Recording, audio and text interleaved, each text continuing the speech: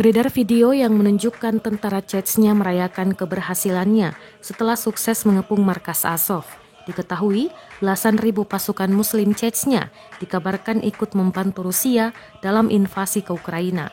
Rekaman sejumlah tentara Chechnya bergembira diunggah di saluran Telegram Ramzan Kadyrov pada Kamis 14 April 2022. Terlihat suasana di dalam ruangan dengan tentara Chechnya yang masih berpakaian militer lengkap. Sebelumnya Ramzan Kadyrov juga merilis video pasukan Chechnya menemukan markas milik kaum nasionalis Ukraina di bawah tanah. Bagian terakhir dari cerita pendek tentang likuidasi sekelompok orang Azov yang menetap di ruang bawah tanah, tulis Ramzan Kadyrov di saluran telegramnya pada Rabu 13 April 2022.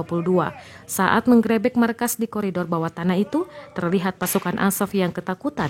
Pasukan Chechnya juga terlihat terus menembak ke arah Azov.